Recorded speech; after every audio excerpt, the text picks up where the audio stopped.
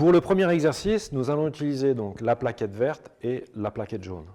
Nous allons placer la plaquette verte sous l'avant-pied et la plaquette jaune sous l'arrière-pied, l'axe des demi-cylindres parallèle à l'axe du pied.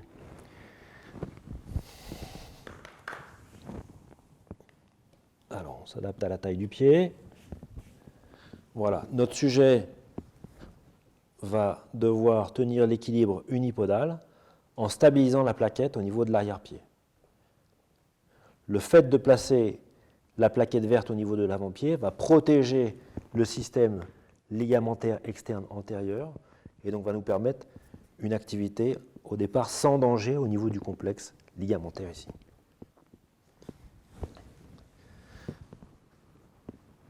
Une fois que l'équilibre est maîtrisé, une dizaine de secondes, on pose et on reprend le même exercice, bras croisés.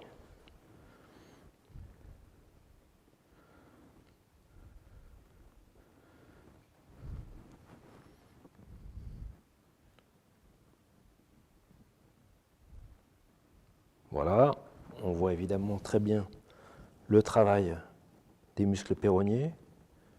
L'équilibre est maîtrisé, on arrête, on pose.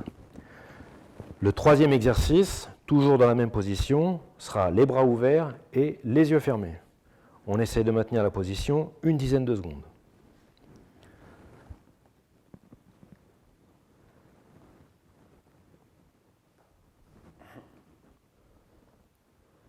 L'exercice est évidemment beaucoup plus difficile. Parfait. On pose. Dernière étape, les bras croisés, les yeux fermés.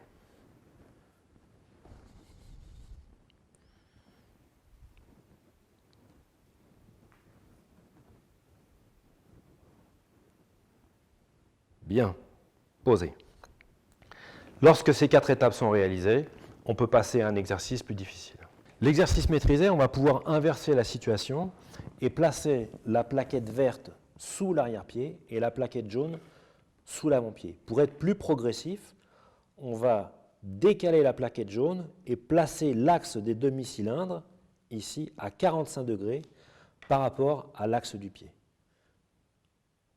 La position est installée, le patient débute l'exercice, on vérifie que l'espace est correct entre les deux plaquettes et on reprend le même protocole, à savoir équilibre, bras ouverts, yeux ouverts. Et on demande à ce que le patient garde la plaquette en équilibre.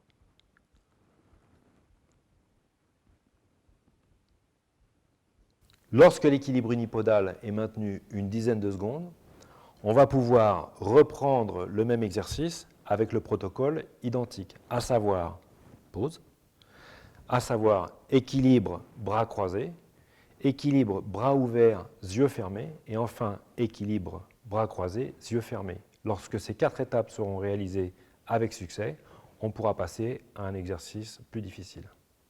Pour l'exercice suivant, on va utiliser les mêmes accessoires. La seule chose qui va changer, c'est le positionnement de la plaquette jaune. On va cette fois la placer l'axe des demi-cylindres parallèle à l'axe du pied, comme ceci. On ajuste par rapport à la taille du pied et on va demander à notre patient un équilibre unipodal. Vous allez voir que dans cette situation, nous allons provoquer un mouvement d'éversion et d'inversion pour solliciter l'ensemble des muscles périmalléolaires.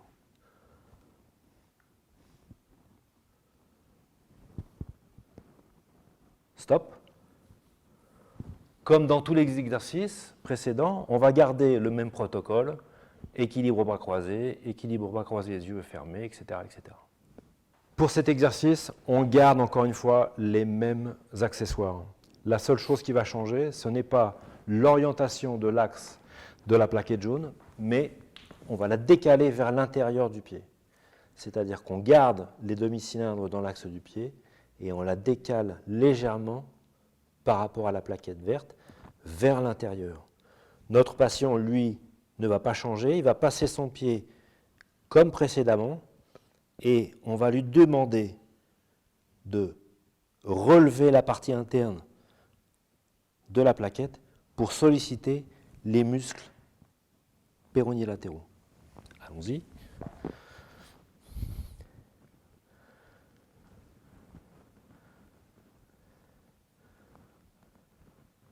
Grâce à cette situation, on va pouvoir être non seulement sélectif entre le travail de l'arrière-pied et de l'avant-pied, mais aussi sélectif sur la zone musculaire que l'on veut travailler en priorité.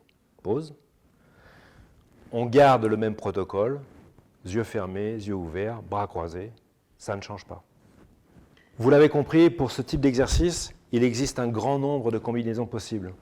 On pourrait enlever la plaquette jaune et mettre la plaquette rouge à la place pour travailler dans tous les plans de l'espace. Ce qu'on ne fera pas, je préfère vous montrer un autre exercice qui est un des exercices les plus difficiles. On va enlever la plaquette verte, mettre la plaquette bleue dans l'axe des demi-cylindres parallèle à l'axe des pieds pour travailler avec deux plaquettes comme ceci. C'est un des exercices les plus difficiles puisque cette fois, les deux plans sont instables.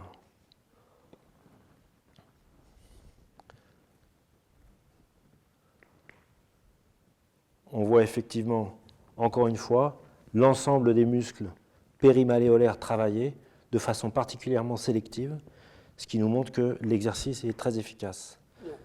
Stop, pause.